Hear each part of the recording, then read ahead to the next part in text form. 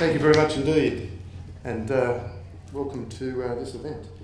What I'm going to talk about today is where I live, my home, and the home of 88 other people. We have a strata building at St Leonard's on the North Shore, and we have a commercial complex as well as a residential complex.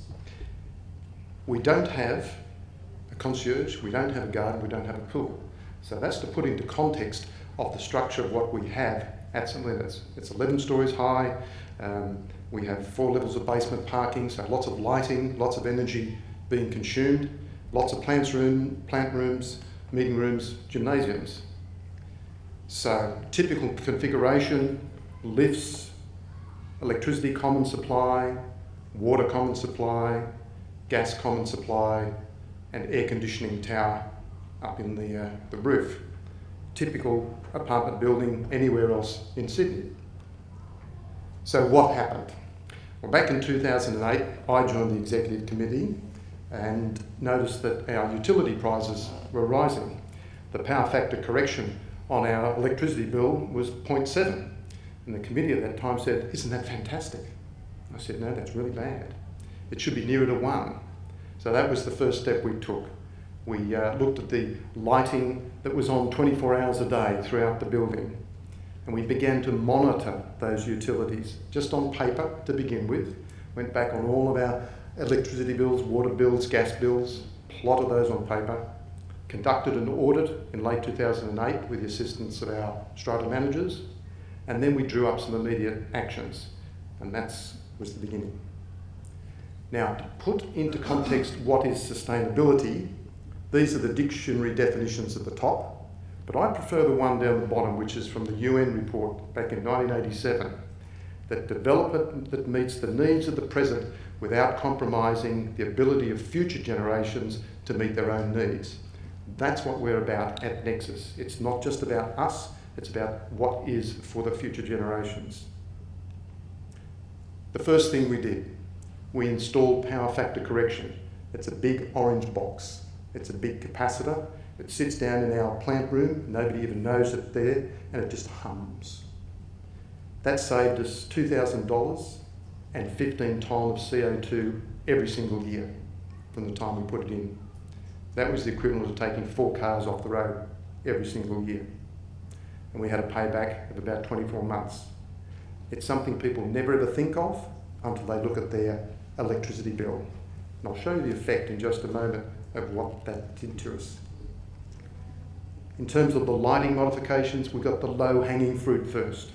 We installed day-night detectors to control the lighting under our awnings. We installed movement detectors in all the plant rooms, the recycling rooms, and all those hidden dark areas in the building that the technicians would go in, turn on the lights and never turn them off. We removed every second fluoro out of the car park, and we still maintained lighting levels according to the Australian standard. And then we went and removed all the 240 ballasts in our foyer lighting and replaced them with low voltage ballasts and compact fluoros.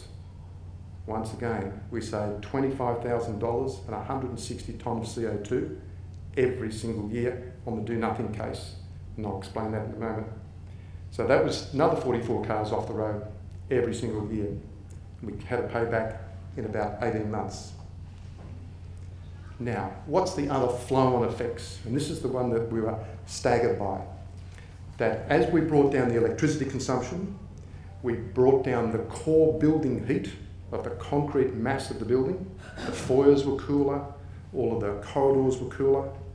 The monthly electricity bill came down immediately, but we also found that residents inside their apartments were not using their air conditioning as much and getting their own personal reduction in their electricity bill because their apartment was cooler, because the wall was cooler, because the electricity consumption was less. So it's the flow-on effect that we really want to look at in all of our considerations. Now, at the same time, we installed a building management system. So this is some electronic wizardry that goes out and monitors all of the pumps and fans and things in those dark areas. All of those alarms that go off and people don't know what they're for or what they do or who to call. It also gives us the ability to control all of those fans and motors and alarms. It also gives us the ability to measure everything, our consumption of electricity, gas, water, on and on and on. There was the story of an alarm going off once, and someone called the building manager. They said, it's probably something to do with the electricity, called the electrician. They came out and said, no, it's nothing to do with the electricity. Oh, it's probably something to do with the air conditioning. No, it's nothing to do with the electricity, with the air conditioning. And on it went. $300-400 later in call-out fees. It was nothing to do with any of those. Now we have a BMS, a building management system in place, and we can pinpoint exactly what it is, highlighted by a SMS to my phone or an email to the rest of the committee. At the same time, we installed some variable speed drives, some new pumps and new devices, new hardware that we discovered had never ever worked in the building anyway. Just bad design. So once we installed the BMS and this new equipment, we found that our electricity bill still went down. We had a payback on the BMS part alone. We figure that'll be in less than 4 years. Now this is the chart I love. And this is the chart that people find unbelievable. This was our consumption back in 2007, rising. Then we did some initiatives. 2 little hiccups here. They correlated with when I was on holiday twice, and we had some issues down in the pumping room downstairs. Since then, we've got everything on email, and here we are today, right down in this bottom corner. So we've made a massive reduction in simple electricity use just by a few easy initiatives that I've just highlighted. So everything that I've just talked through has produced this. Low cost, easy to do. From our do nothing case, I haven't adjusted this for the current electricity prices, but I expect that green line would be up over the $8,000 per month. We are now paying down here between $4,000 and $4,500 a month. And every year, these lines keep coming down, so we're in the red dashed line here now. On the hot water side, we had a common hot water system with 6 gas-fired tanks, fairly typical for an apartment building. And during the 7 years before I came to this apartment building, they replaced all of those tanks at least once at several $1,000s a time. So we swapped over to preheating the water on the roof through 8 roof-mounted solar arrays. That brings the temperature up into the high 30s, 40 degrees. Then we put that hot water into our boosting system, which is just 2 large tanks with 4 gas heaters, those Rinnai style heaters on the wall, instantaneous heaters. And that provides us with peak water, hot water for the building in our peak times. We can now measure when those peak times are in the building. We can measure the temperature going into the arrays, out of the arrays, into the storage tanks, out of the storage tanks, into the ring main, out of the ring main. And so we have that big copper ring main throughout the building, up and down 11 stories, being pumped. But we now know that the temperature loss across that ring main is only 1 degree. So the water going into the system, the water coming out of the system is almost exactly the same. We're starting to realise savings of up to $28,000 a year and another 40 tonne of CO2 reduction. So that's about another 11 cars off the road. You can tell that I'm obsessed with cars. Now, a busy chart, but this is follow the sun. This is the last year. We've been monitoring this. The green lines represent the number of sunlight hours in the day. The red line represents the gas consumption. So it's pretty clear. More sunlight, less gas. Less sunlight, more gas being consumed. But the interesting fact is that we've done some further analysis using this data of our hot water system and increased the flow of our hot water pump. Yes, we have to pump it up and through the ring main. So we increased the flow of that pump by about 50%. And what we've done is we've reduced the lag of the system, but also the amount of gas is dropping earlier in the year. This level here we expect to be getting in midsummer. So we're already getting extra efficiency by once again monitoring the information flow and making intelligent decisions from that. Now, other things that we did. Car parking, it's a big issue everywhere, but it affects everyone. When we came there, we put in car parking numbers and signage. Very, very simple thing, dropping the number of incidents from 3 to 4 per month down to less than 4 a year. We have a quarterly newsletter that we let people know what's going on in the building. Junk mail. We dropped our junk mail coming in through our foyer by 99, I forgot to add 99%. And our foyer was a filthy mess. That's how it can be only described. But now it's absolutely clean. But it's all about vigilance.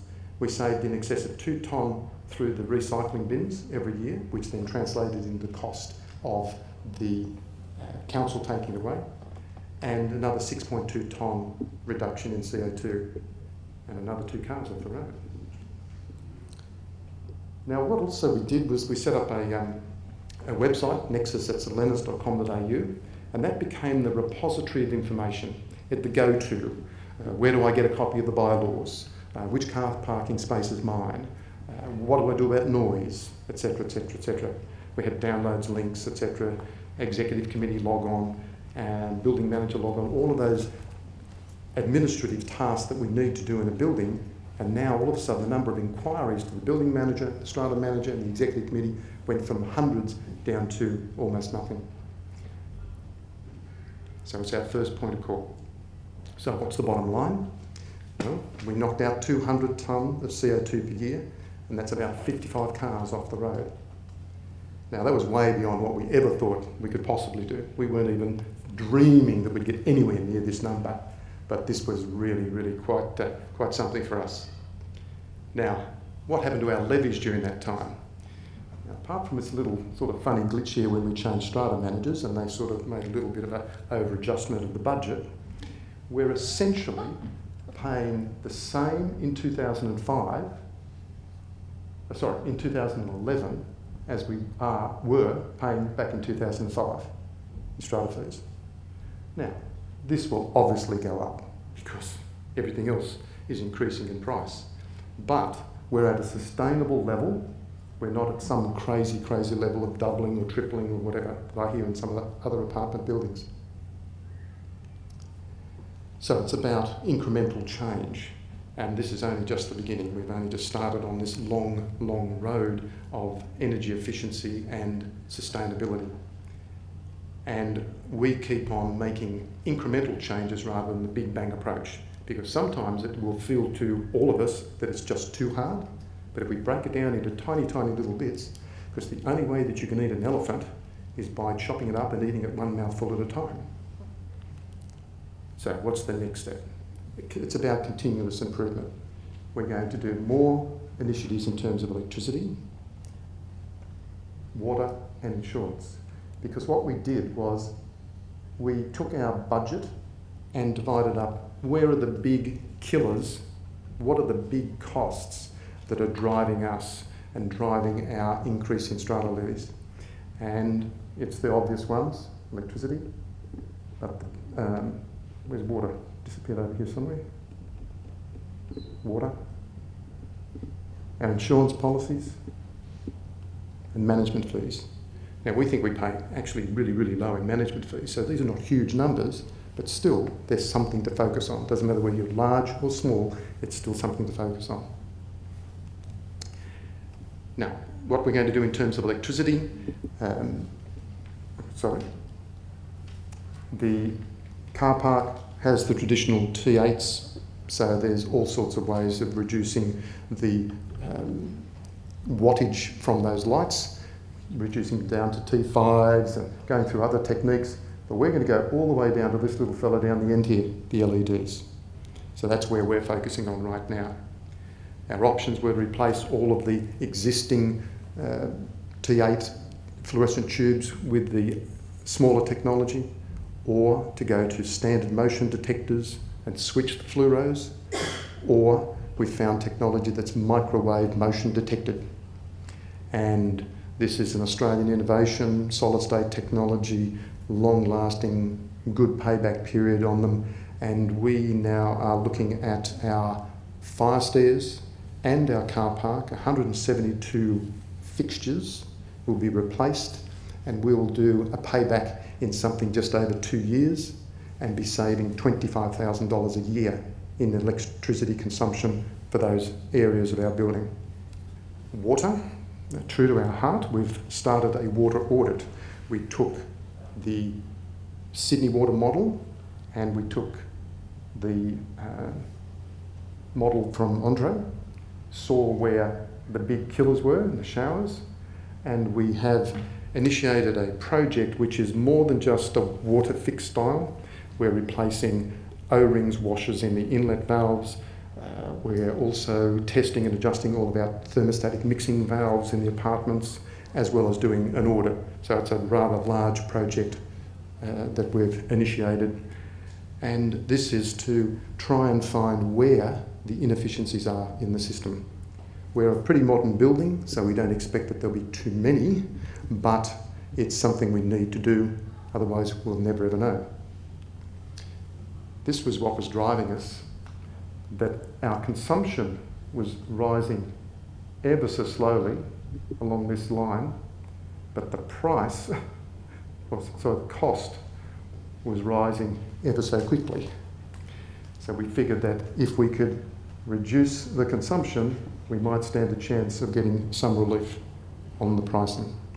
So that just reinforces exactly what we just heard in Andre's speech. It's the hidden water charge that we found was becoming the killer. That from Sydney Water we get a bill of approximately 134 plus 12 plus 2 each quarter, and everybody in our apartment building gets about the same bill. But then every quarter we have a common property bill of about another $6,500. That gets divided up by the lot share, and my lot share happens to be about 2.548%. So all of a sudden, my water bill is truly more like $229. When I lived in a house in Willoughby, it was less than that. So that's why we're focusing on this. So have we been successful? Well, we've been striving to be better environmental citizens, and I think we've ticked that box. We're cooling the core building, and I think we've ticked that box and reducing our reliance on air conditioning. We're saving money on energy consumption, that's for sure. And we're keeping our strata fees minimised. And we're always, always, always looking for new ideas and new ways. We don't wait, we jump at that technology that's there, we do some proper assessment of it, and we decide on the right technology to take forward. And then we decide that we'll get a good return on investment, and we'll be able to, in a couple of years' time, when something better comes along, we'll have paid for it, made money, and we'll be able to go to the next step. So what difference can you make? It's really, really simple. You save the planet by just one building at a time. Thank you.